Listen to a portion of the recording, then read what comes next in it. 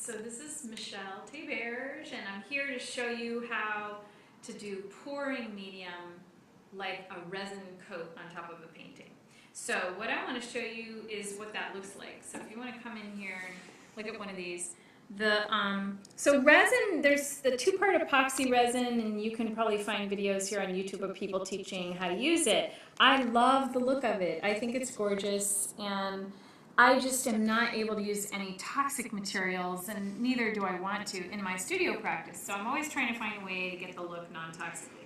So what I discovered is to just, I've done some other videos, you can watch some of my other videos on pouring medium as a painting material where you add color in and you can do like cool puddling and interesting effects. Here, all I'm doing is taking the clear pouring medium, and I'm kind of low on it, so it's upside down here, but that's what it looks like.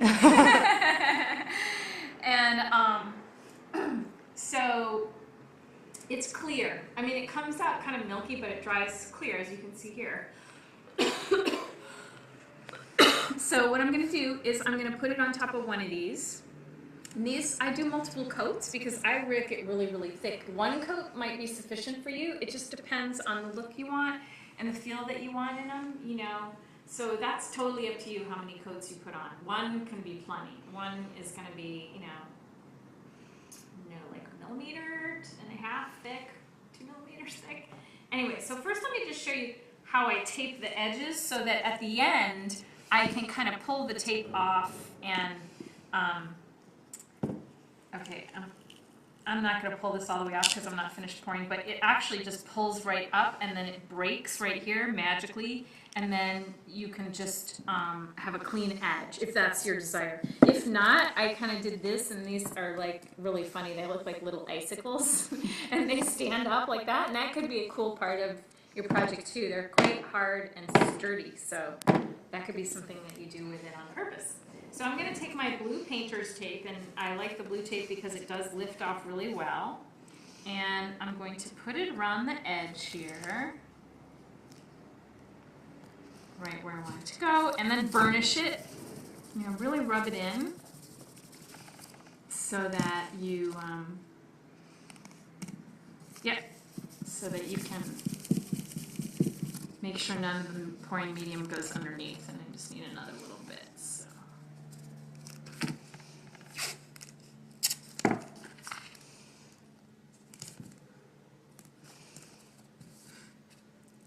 Oops, I got my hair in there. I don't want that. Okay. God. Okay. All right, voila. Okay, so now here's your trick: is you need to use a bubble level, because if it's not level, you're going to end up with all the pouring medium on the table. It just slowly will slide right off. You might see it on there and then leave the room and then come back. I'm like, oh, it all ended up on the table, even if it's just a little slinky. So you want it to be flat. That's not at all flat. So I might just see if I can move it. There's like a lot of paint on here. And what I do is I do these little shims. I didn't grab my plastic lids. I use, shoot.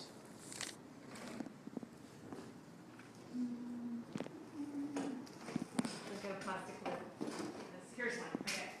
You're gonna grab this guy. Okay. So this is my shims that I make because it's plastic and the acrylic will peel off of it. You can use any shim. You could use cardboard, but basically you might end up gluing the cardboard to your painting. So I just save these lids from containers, and I cut them with a scissors till I have a plasticky disc. And you may come up with an even better way to do this, and feel free to leave it in the comments. This is what I have devised so far to do this. So I cut the shims in little pieces, and then so I need it to go this way a little bit, right? So I'm going to shim it on this side, and I'm probably going to need, oh, wow, that actually worked. Okay, well, that might be too tall. Let's just try one. No, still need more, sorry. I guess I was going the wrong direction. Maybe three little, it's actually not totally, I think that's as good as I can do right now. Let me try the other direction. Yeah. Okay, so I'll put a little bit over here. It's gonna be, yeah, but that's perfect. Okay, that is perfect. Yay! Now I'm gonna just dust this off because I've been touching it and stuff. I don't want any dust in it. And this is an old, actually like a cotton jersey shirt, and I'm just gonna use that because it's not very linty. It won't leave lint on the surface. I'm gonna just wipe it clean, and then I'm gonna do a pour. Okay, so I'm gonna open this up, and the reason I had it upside down is because I don't want to get air bubbles in this, and so I was trying to just get all the medium to the bottom. By the way, I'm just for your benefit going to show you doing this with gloves. These are my nitrile gloves that I get, and this is AP non-toxic, so it's not for the toxicity, but the stickiness of the medium. If you've used acrylic mediums and paint before, you know, it can stick to your hands and scrub off with a scrub brush or whatever.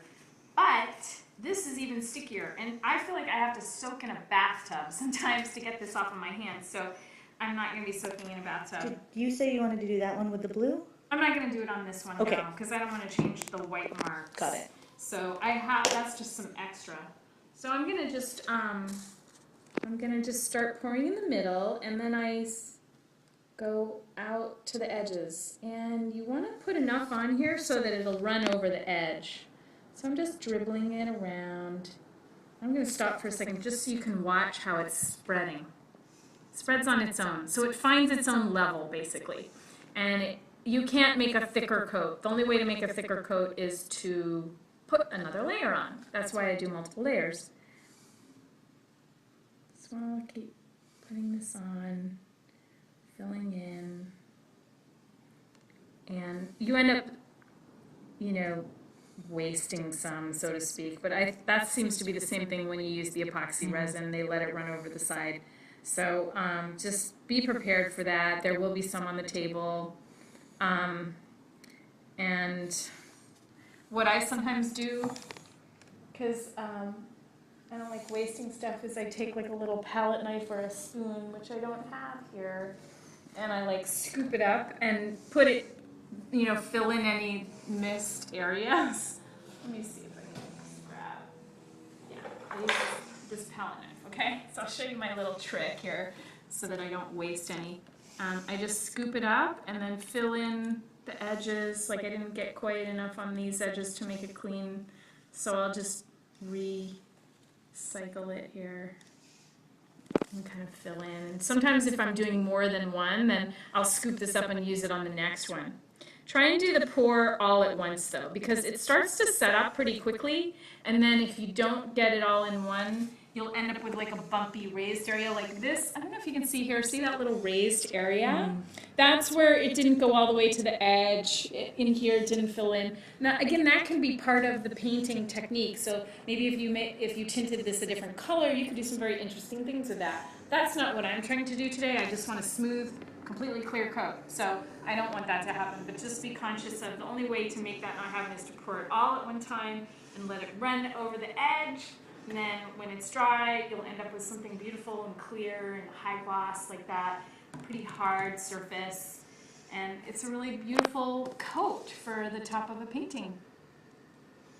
So I hope you enjoyed that. I hope it helps you out. Feel free to leave questions for me. And know that you can also find more tips and techniques on my mindfulartist.com website. I've got more videos and articles and stuff for artists, so I'd love to have you come over there if you want to visit me over there, leave comments there. I always love hearing from you. So good luck with it.